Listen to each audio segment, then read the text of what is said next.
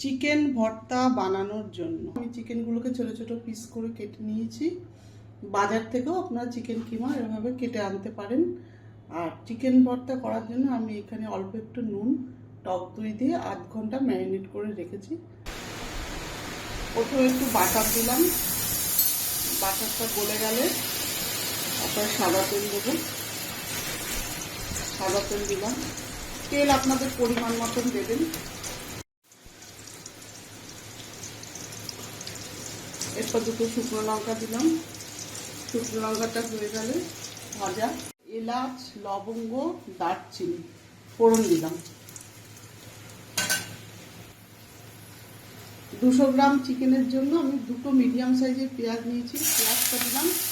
আর এরকম ছোট রসুন হলে আমি এখানে 10-12টা রসুন নিয়েছি, আর বড় হলে 4টে রসুন দিলেই হয়ে যাবে। বেশি রসুন দিলে কিন্তু ভালো লাগবে না, পেঁয়াজ রসুন একটু কম দিতে হবে এটাকে। এবার এটাকে আমি ভালো করে ভাজবো। মিডিয়াম আছে।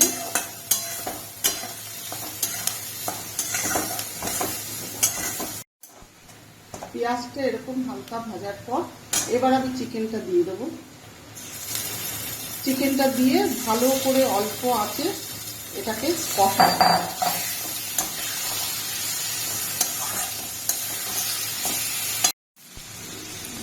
চিকেন যখন কষাবো তখন অনেক জল বেরোবে, সেই জলটা যখন শুকিয়ে আসবে তখন মনে করবেন যে চিকেন কষানো হয়ে গেছে। এবার আমি কাজু, কিশমিশ, 10-12টা কাজু, 5-6টা কিশমিশ আর 1 চামচ পোস্তটা আপনারা নাও দিতে পারেন, দিতেও পারেন, নাও দিতে পারেন। আর চালমগজ 1.5 চামচ দিয়ে এবার এটার সাথে আমি কষাবো চিকেনটার সাথে।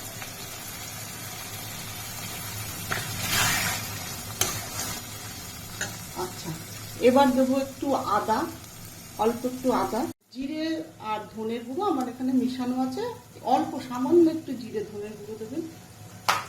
আর লঙ্কার গুঁড়ো 1 চামচের মতন, ছোট চামচে 1 চামচের মতন লঙ্কার গুঁড়ো, যে যেরকম ঝাল খান সেই অনুযায়ী দেবেন। আচ্ছা, আরেকটা কথা, আমি ওই পেস্টটা যখন বেটেছি তখন একটা কাঁচা লঙ্কা বেটে নিয়েছি। এবার আমি একসাথে কষাবো এটাকে ভালো করে।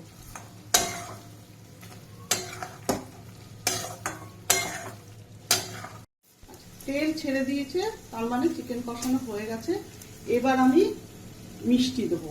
আমার তো ব্লাড সুগার আছে, তাই আমি চিনি দেই না, তার জন্য আমি একটু সুগার দিয়ে দিচ্ছি। আপনারা চিনি দেবেন। আর এটা কিন্তু একটু মিষ্টি মিষ্টি স্বাদের হবে। এবার আমি জল দিয়ে দেবো।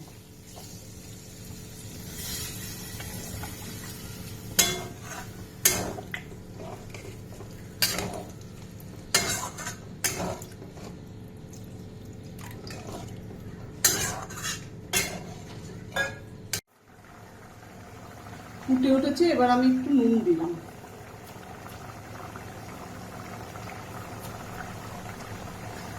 নুনটা আপনাদের আন্দাজ মতন দেবেন। এবার দেবো কস্তুরি মেথি,